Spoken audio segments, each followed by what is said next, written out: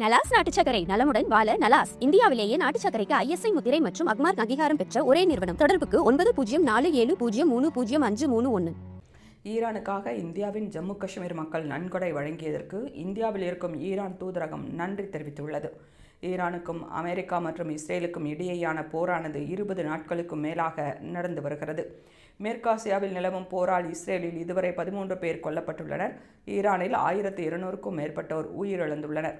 ஈரானுக்கு மனிதாபிமான அடிப்படையில் மருந்து மற்றும் அத்தியாவசிய பொருட்கள் இந்தியா சார்பில் அனுப்பப்பட்டு வருகின்றன. மேலும் மக்களுக்கு பணம் மற்றும் பொருட்களை வழங்கி வருகின்றனர்.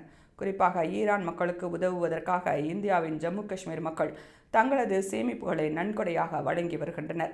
அதற்கு காஷ்மீரில் பல முகாம்கள் அமைக்கப்பட்டுள்ளன. காஷ்மீரின் புட்காம் பகுதியில் நடந்த சிறப்பு முகாமில் பல பெண்கள் தங்களது நகைகளையும் குழந்தைகள் தங்கள் சேமிப்புகளையும் நன்கொடையாக வழங்கிய காட்சிகள் இடம்பெற்றுள்ளன. இந்நிலையில் இந்திய மக்களுக்கு ஈரான் நன்றி தெரிவித்துள்ளது. அதில் நன்கொடை வழங்கிய பெண்கள் குழந்தைகள் தொடர்பான வீடியோக்களை வெளியிட்டுள்ள ஈரான் நன்றி கூறியுள்ளது. மனிதாபிமானமான உதவிகளை வழங்கி ஈரான் மக்களுக்கு உறுதுணையாக இருக்கும் இந்திய மக்களுக்கும் நாட்டுக்கும் நன்றி கூறுவதாகவும் அந்த கருணை மற்றும் மனிதாபிமானத்தை ஈரான் என்றும் மறக்காது என்றும் இந்தியாவில் இருக்கும் ஈரான் தூதரகம் நன்றி கூறியுள்ளது.